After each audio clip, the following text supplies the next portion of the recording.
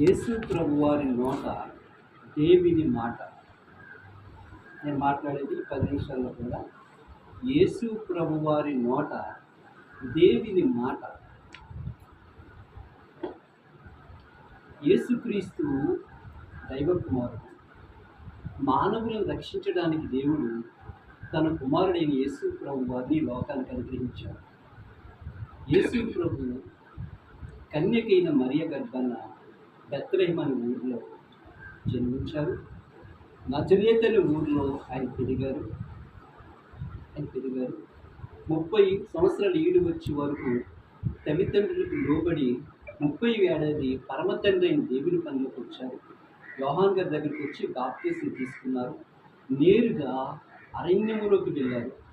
అక్కడ పరిశుద్ధాత్మ ద్వారా 40 పగళ్ళు 40 రాత్రులు ఉపవాసం ఉండి ప్రార్థన శక్తిని పొందుకుని అక్కడి నుంచి సువార్త ప్రారంభించారు. అలా సువార్త ప్రారంభించి కొండ మీద 3 దినాలు సభలను ఏర్పాటు చేశారు. ఆ 3 దినాల సభలు ఎక్కడ? మత్తయి సువార్త 5వ అధ్యాయం, మత్తయి సువార్త 6వ అధ్యాయం, మత్తయి సువార్త 7వ అధ్యాయం. ఈ 3 దినాలు ఆయన కొండ మీద వెళ్ళి నోరు తెరిచి ఆయన మాట్లాడారు.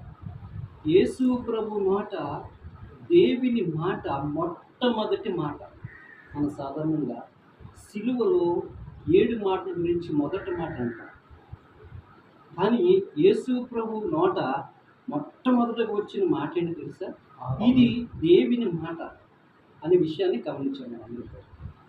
ఏంటంటే కొత్త నిబంధన యేసు ప్రభు మొట్టమొదటగా మాట్లాడిన మాట ఏంటిది తెలుసా? ఆత్మ విషయమై దీనులైన వారు ధన్యులు, వారిది పరలోక రాజ్యం. పరలోక రాజ్యం ఎవరిది అని అంటే ఆత్మ విషయంలో దీనులైన వారు ధన్యులు. ఆత్మ విషయంలో దీనులు ఎవరైతే ఉంటారో వారు ధన్యులు. ఇక్కడ ఆత్మ అనగా ఏమిటి? ఆత్మ అనగా ఈ విషయాన్ని మనం ఒకసారి జ్ఞాపకం చేసుకోవాలి. కొరింథీ రాసిన 2వ కొరింథీ పత్రిక 3వ అధ్యాయం 6వ వచనం చదువుతాం. కొరింథీ రాసిన మొదటి పత్రిక 2వ పత్రిక 3వ అధ్యాయం 6వ వచనం. అందులో ఏమనుందో తెలుసా? ఆయనే మమ్ములను క్రొత్త నిబంధనకు అనగా క్రొత్త నిబంధనకు అనగా అక్షరమునకు కాదు గాని అక్షరమునకు కాదు ఆత్మకే పరిచారకులు ఉంటకు మాకు సామర్థ్యము కలిగించున్నాడు. ఇక్కడ సేవ విషయంలో ఆత్మకే మమ్మల్ని పరిచారకులు. మమ్మల్ని దేనికి? ఆయన అక్షరమునకు కాదు, ఆత్మకే అంటున్నాడు. ఇక్కడ అక్షరం అనే దాన్ని దేన్ని అంటున్నాడు? ఆత్మని దేన్ని అంటున్నాడు? పౌలు గారి యొక్క పరిభాషలో, ఆయన జ్ఞానంలో ఆయన చెబుతున్నాడు ఏంటంటే, మేము ఆయనే మమ్ములను అక్షరమునకు కాదు ఆత్మకే పరిచారకులుగా చేశారు అంటున్నాడు. ఆత్మ అంటే ఏంటి? అక్షరం అంటే ఏంటి? అక్షరం అనగా అక్కడ చెప్తున్నాడు అక్షరము చంపును గాని ఆత్మ జీవింపచేయను. అక్షరము చంపును గాని ఆత్మ జీవింపచేయను. అక్షరం చంపుతుంది. అక్కడ పౌలు గారి యొక్క భాషలో అక్షరం అనే దాన్ని దేని అంటున్నాడంటే మోషే రాసిన ధర్మశాస్త్ర గ్రంథాన్ని అంటున్నాడు. అది బైబిల్ మనకు 2 భాగాలుగా 2 దశలుగా వచ్చింది దేవుని సమాచారం. బైబిల్ మనకు 66 పుస్తకాలు, పాత నిబంధన 39 పుస్తకాలు. అందులో మోషే రాసినవి 5 కాండాలు. అవి చట్టం, దేవుని చట్టం. ఎవరొచ్చినా ఈ చట్టాన్ని బోధించారు. యేసు ప్రభు వచ్చేవారు. అందుకే మనకి యోహాను సువార్త 1వ అధ్యాయము 17వ వచనంలో ధర్మశాస్త్రము మోషే ద్వారా కలిగింది, కృపయు సత్యము యేసుక్రీస్తు ద్వారా కలిగింది. చూసారా? మోషే ద్వారా ధర్మశాస్త్రం అనుగ్రహింపబడింది. మరి కృపయు సత్యము అంటే పాత నిబంధన మోషే ద్వారా దేవుడు అనుగ్రహించాడు, దేవుని చట్టం. అదే క్రొత్త నిబంధన ఎవరి ద్వారా వచ్చింది? యేసు ప్రభు ద్వారా వచ్చింది. అవునా? పాత నిబంధన మోషే ద్వారా చట్టం, క్రొత్త నిబంధన యేసు ప్రభు ద్వారా కలిగింది. అంటే క్రొత్త నిబంధన యేసు ప్రభు ద్వారా వచ్చింది. ఎబ్రీ రాసిన పత్రికలో 1వ అధ్యాయము 1వ వచనం చూస్తే, పూర్వకాలంలో నానా సమయంలో నానా విధములుగా ప్రవక్తల ద్వారా మన పితరులతో మాట్లాడిన దేవుడు ఈ దినముల అంతమందు కుమారుని ద్వారా మనతో మాట్లాడుచున్నాడు. అర్థమవుతుందా? కుమారుని ద్వారా మాట్లాడుతున్నాడు. అంటే క్రొత్త నిబంధన అంతా కూడా యేసు ప్రభు ద్వారా మాట్లాడుతున్నాడు. పాత నిబంధన ఎవరి ద్వారా మాట్లాడాడు? మోషే ద్వారా, ప్రవక్తల ద్వారా మాట్లాడాడు. క్రొత్త నిబంధన ఎవరి ద్వారా మాట్లాడుతున్నాడు? ప్రభు అయిన యేసుక్రీస్తు వారి ద్వారా మాట్లాడుతున్నాడు. బాగా గమనించండి ఇక్కడ మాట. వచ్చిన టైం క్లుప్తం కాబట్టి త్వరగా రిఫరెన్స్ ఇవ్వడానికి ఎక్కువ ఇష్టపడుతున్నాను. ద్వితీయోపదేశ కాండము 18వ అధ్యాయము 18వ వచనం. ద్వితీయోపదేశ కాండం 18వ అధ్యాయం 18వ వచనం ఏమనుందంటే, నా వంటి ప్రవక్త మోషేతో దేవుడు మాట్లాడుతున్నాడు. ఏమని? మోషే, నా వంటి ప్రవక్తను మీ సహోదరులలో మీ కొరకు పుట్టిస్తాను. మీ సహోదరులు నీ వంటి ప్రవక్తను మీ సహోదరులు మీ కొరకు పుట్టిస్తాను. వారి కొరకు పుట్టించేది అంటే ఇశ్రాయేలు కొరకు. చదవండి. అతడు నా నామమును చెప్పు, అతని నోట నా మాటలు ఉంచెదను. అంటే మోషే ద్వారా దేవుడి మాటలు పంపించిన దేవుడు మోషే వంటి ప్రవక్తను పంపి ఆ మోషే వంటి ప్రవక్త ద్వారా మాట్లాడతాడు అన్నమాట. అంచేత క్రొత్త నిబంధనలో మోషే వంటి ప్రవక్త ఎవరు? యేసు ప్రభు. కొత్త నిబంధనలో మోషే వంటి ప్రవక్త ఎవరు? యేసు ప్రభు. దైవజనుడు దేవదాసయ్య గారు కూడా అన్నారు, మనం పాడుతూ ఉంటాం, పుట్టవలయు మోషే వంటి పూర్ణ ప్రవక్త, ఎట్టి వారులైన నిరుగనటి ధర్మముల్ స్థాపింప దేవపుత్రుడు, పుట్టెన్ గొప్ప బోధకుడాయెను.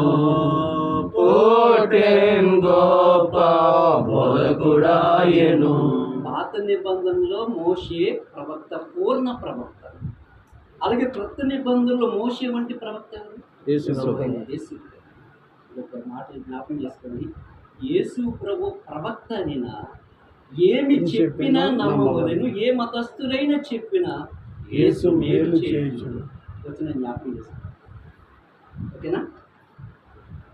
ఇప్పుడు మోషే ద్వారా పాత నిబంధన పంపితే క్రొత్త నిబంధన యేసు ప్రభు ద్వారా పంపించాడు దేవుడు. అవునా? యేసు ప్రభు నోట నా మాటలు ఉంచుతానన్నాడు. దీన్ని అపోస్తలుడైన పేతురు అపోస్తల కార్యముల గ్రంథం 3వ అధ్యాయము 22వ వచనంలో ఆయన మాట్లాడుతూ అన్నిటికీ కుదురుబాటు కాలం వచ్చును అనే విషయాన్ని చెబుతూ, మోషే ఇట్లా నేను ప్రభువైన దేవుడు నా వంటి ప్రవక్తను మీ సహోదరులలో మీ కొరకు పుట్టించును. ఓకే, ఆయన మీతో ఏం చెప్పినా, అది ఆయన మీతో ఏమి చెప్పినా అన్ని విషయములలో మీరు ఆయన మాట వినవలెను. ఆయన మాట మీరు వినాలి. ఆయన మాట వినకపోతే సర్వనాశనం అయిపోతాడు ఎవరైనా సరే. అంటే యేసుక్రీస్తు వారి యొక్క మాట వినకపోతే భూప్రపంచంలో ఎవరైనా సరే యేసు ప్రభు మాట వినకపోయినట్లయితే వాడు సర్వనాశనమే.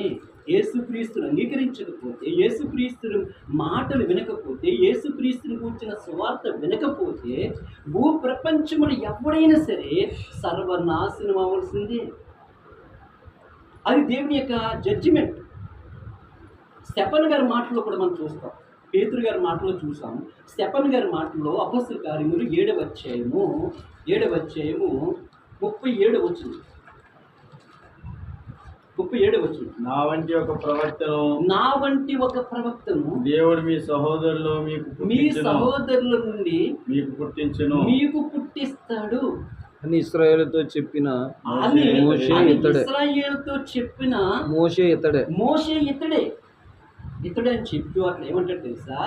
అరణ్యమందు సంగమునకు ఉండడానికి జీవవాక్యమును తీసుకొచ్చిన వాడితడే. అంటే మోషే దేవుని యొద్ద నుండి ఏం తెచ్చాడు? జీవవాక్యము. అలాగే యేసు ప్రభు నోట కూడా జీవవాక్కులను పంపించాడు. అర్థమవుతుందా? అంచేత మోషే యొక్క ధర్మశాస్త్రం ప్రకటించేవాడు. పౌలు గారి యొక్క పరిభాషలో ఆయన 2 కొరింథీ పత్రిక 3వ అధ్యాయం 6వ వచనంలో ఏమన్నా తెలుసా? ఆయనే మమ్ములను అక్షరమునకు కాదు ఆత్మకే పరిచారకులుగా ఉండడానికి నియమించాడు. అక్షరం అనేది పాత నిబంధన, అక్షరం అనేది పాత నిబంధన, ఆత్మ అనేది ఏంటి? క్రొత్త నిబంధన. క్రొత్త నిబంధన. కనుక మనందరం కూడా క్రొత్త నిబంధన క్రీస్తు పరిచారకులం, క్రీస్తు దాసులము. అది చెప్పాలి మనం. మోషే ద్వారా దేవుడు మాటలు పంపించాడు, అలాగే క్రొత్త నిబంధనలో యేసు ప్రభు ద్వారా మాటలు పంపించాడు. కనుక యేసు ప్రభు ఏం చెప్పారు మనకి అని చెప్ప చాలాసార్లు యేసు ప్రభు మాట్లాడుతూ ఏమన్నా తెలుసా? యోహాను సువార్త 14వ అధ్యాయము 28వ వచనం. యోహాను సువార్త 14వ అధ్యాయము 28వ వచనం చదువుతారా? నేను వెళ్ళి మీ వద్దకు వచ్చేదనని మీతో చెప్పిన మాట మీరు వింటిరు కదా. నేను వెళ్ళి మీ వద్దకు వచ్చేది నన్ను చెప్పిన మాట మీరు వింటిరు కదా. తండ్రి నాకంటే గొప్పవాడు గనుక మీరు నన్ను ప్రేమించిన ఎడల నేను తండ్రి వద్దకు వెళ్ళుచున్నానని మీరు సంతోషించుదురు. ఈ సంగతి సంభవించినప్పుడు మీరు నమ్మవలనని అది సంభవింపక ముందే మీతో చెప్పుచున్నాను. మీరు వినుచున్న మాట నా మాట కాదు, తండ్రి మాట. యోహాను సువార్త 14వ అధ్యాయము 24వ వచనం. 14 నన్ను పంపిన వాడు నా మాట గైకొనడు. మీరు వినుచున్న మాట నా మాట కాదు, నన్ను పంపిన తండ్రిదే. అంటే తండ్రి యేసు ప్రభు ద్వారా ఏం చేశాడు అన్నమాట? మాట్లాడాడు, పంపించాడు. అంచేత యేసు ప్రభు మాటలన్నీ కూడా తండ్రి తనతో చెప్పిన మాటలే, ఆ మాటలే. కనుక మనం కూడా అదే చెప్పాలి. యేసు ప్రభు మాట ఏం చెప్పారు ఆ మాటలే చెప్పాలి. కాబట్టి మనం ఆత్మకు పరిచారకులము.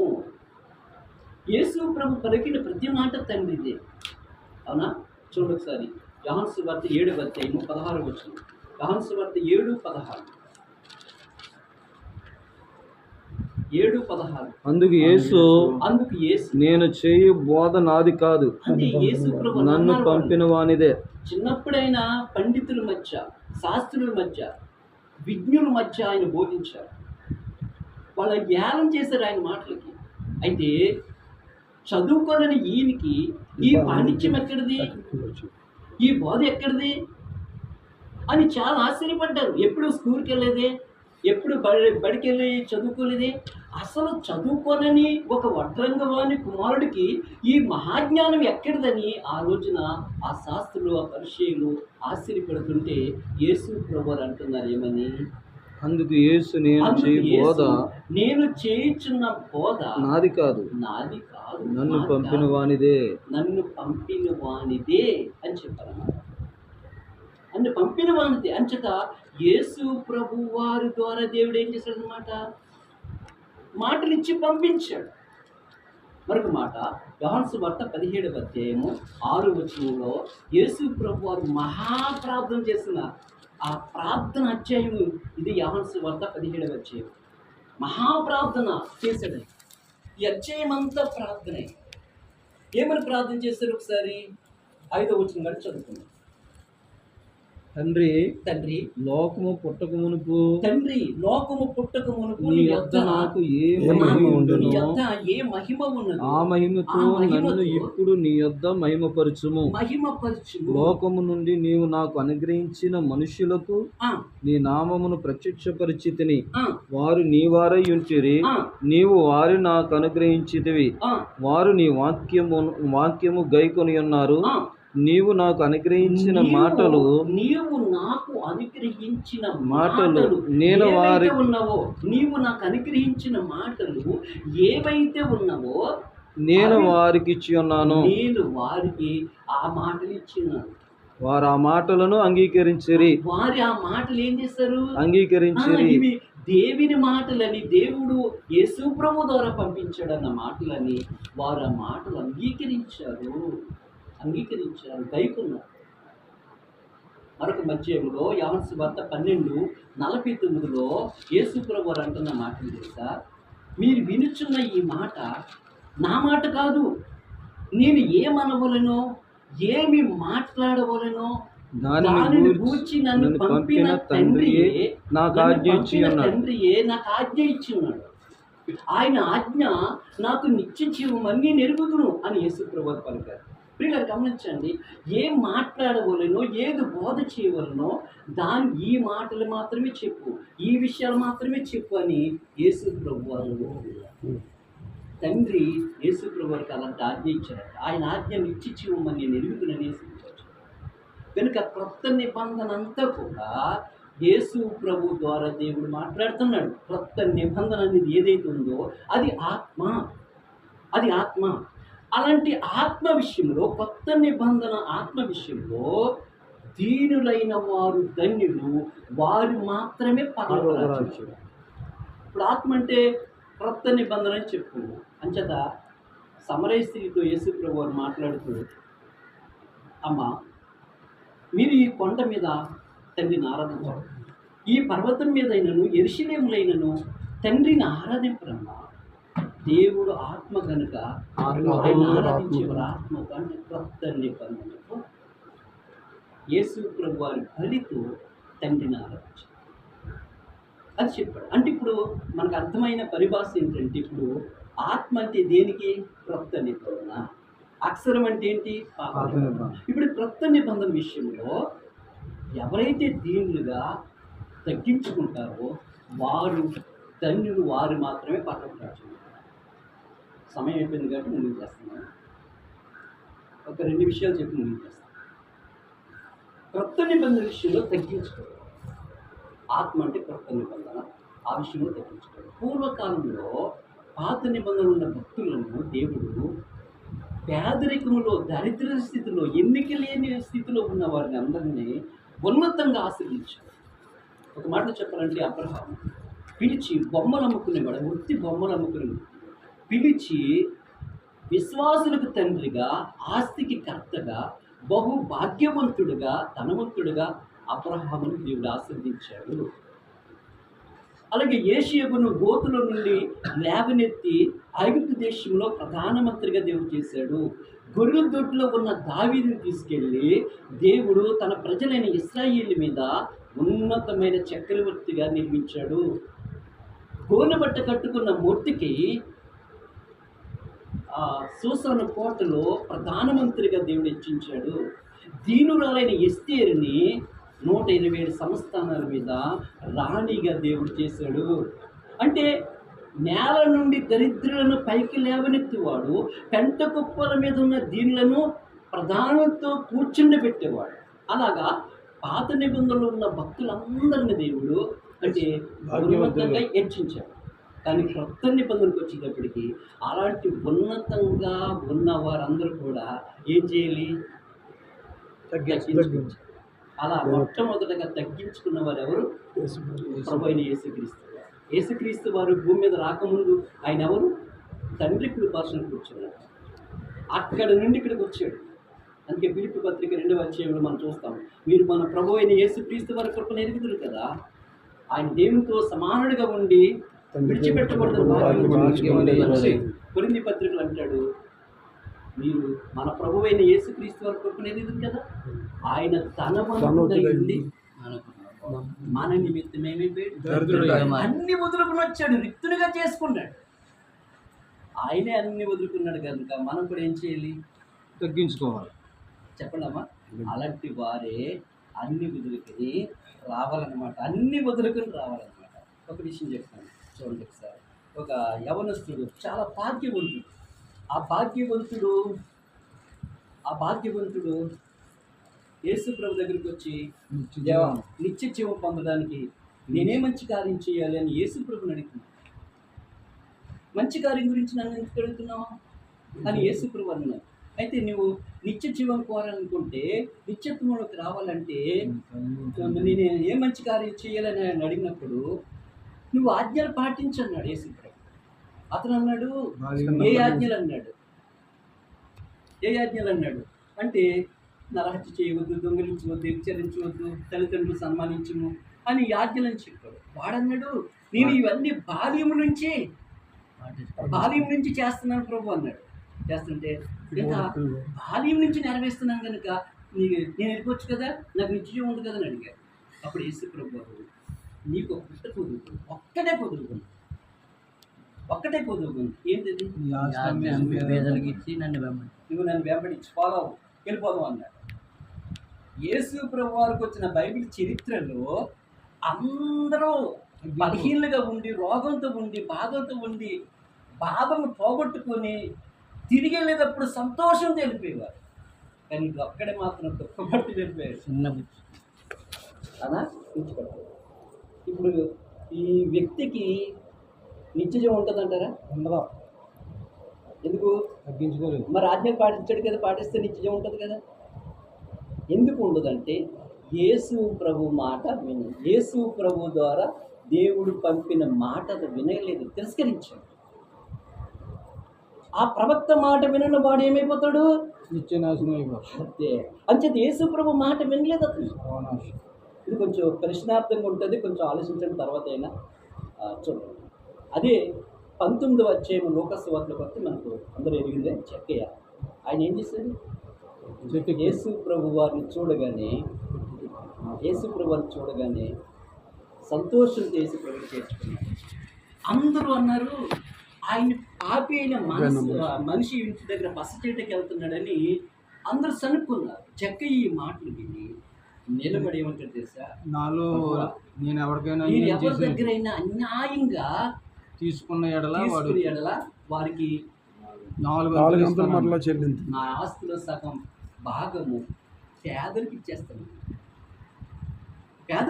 అన్నాడు. అంటే అన్ని ప్రభు కోసం ఏం చేస్తున్నాడు? వదిలేసుకుంటున్నాడు.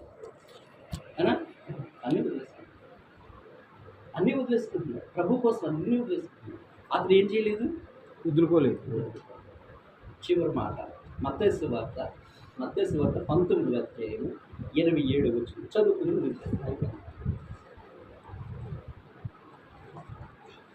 మత్తయి సువార్త 19:27.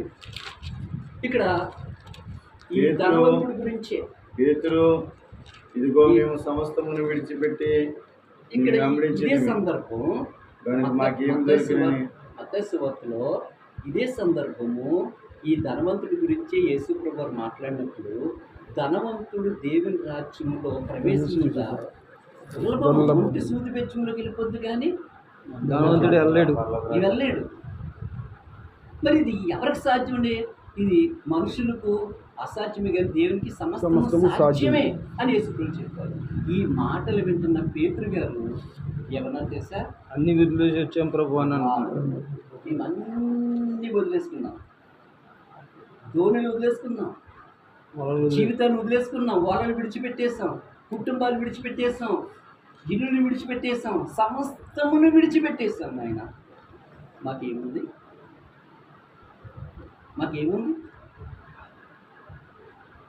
సమస్తమును విడిచిపెట్టేసాం. అతడు విడిచిపెట్టి రాలేదు, మేము విడిచిపెట్టి వచ్చాం కనుక మాకేముంది అని అంటే యేసు ప్రభు చెప్తున్నారు ఏమని ప్రపంచ పునర్జన్మ అంటే పునరుద్ధాన ఆ సందర్భంలో మనిషి రేపు కుమారుడు రాబోయే ఆ నిత్యత్వంలో మీరు 12 మంది 12 సింహాసనం మీద కూర్చుని ఆశీనులే ఇశ్రాయేలు మీద ఇశ్రాయేలు వారికి తీర్పు చెప్తారు. గొప్ప భాగం. అంత మాత్రమే కాదు, నా నామము నిమిత్తము తల్లినైనను తండ్రినైనను అన్నదమ్ములైనను అక్క చెల్లులైనను విడిచిపెట్టేవాడు ఎంత కొనుక్కుంటాడు? 100 కొనుక్కుంటాడు. సేవకుడా, ఈ భాగ్యము ఎంత గొప్పది! అసలు ఈ భాగ్యం దేవుడు మనకి ఇచ్చాడు. ఇంత గొప్ప అర్హత దేవుడు మనకి ఇచ్చాడు. కనుక మనం కూడా దీనంగా ఉందాం, ప్రభు పనిలో ఆయన పాదదాసులుగా తగ్గించుకుందాం. ఇంత మట్టిగా చేయగలిగాం, ఇంత మట్టిగా బోధించగలిగాం, ఇంతమందినే రక్షించగలిగాం. బలా నమ్మకమైన మంచి దోసుడా అని ఆయన ద్వారా మెప్పి పొందేవారుగా మనం ఉండాలి. అలాగ అందరం కూడా నమ్మకమైన సేవ చేద్దాం, ప్రజలను రక్షిద్దాం, ప్రార్థన చేద్దాం. దేవుని కోసం ఏదైనా సరే ఆకారం మాట, ఎవడైనా నన్ను వెంబడించిన యెడల తన సిలువనెత్తుకుని నన్ను వెంబడించాడు. కడుకు ప్రాణాన్ని కూడా ద్వేషించాలన్నాడు యేసు. చేత ప్రభు సేవ కొరకు ప్రాణాలైనా మనం ఇవ్వాలి. అన్నీ కోరుకోవాలి, మనకేం అక్కర్లేదు. రవిచంద్ర దేవదాసయ్య గారు ఏమి కోరుకోలేదు, అసలు స్త్రీనే ముట్టుకోలేదు, ముట్టుకోలేదు. ఆయన ఎంత దీనంగా సేవ చేశారు, బాగా నమ్మకమైన మనిషి. కనుక ఆయన స్ఫూర్తిదాయాన్ని, ఆయన మాదిరిని వీళ్ళందరూ తీసుకుంటారు. అందరూ కూడా ఆయన మాదిరి తీసుకుని మనం ప్రభు సేవలో సాగాలని తెలియజేస్తూ మాట అనిపిస్తున్నాను. సమయం కొంచెం ఎక్కువైంది, స్పందించాలి. మరి కృష్ణ దగ్గర నాకు మిక్కిలు చాలా ప్రియమైన స్నేహితులు దేవుని తోటలో. ఆయన్ని నేను చాలా స్ఫూర్తిదాగి తీసుకుంటాను. చాలా విషయాల్లో కూడా మరి ఆయన నాకు మార్గదర్శి. ఒక మాటలో చెప్పాలంటే సేవలో చాలా కలిసి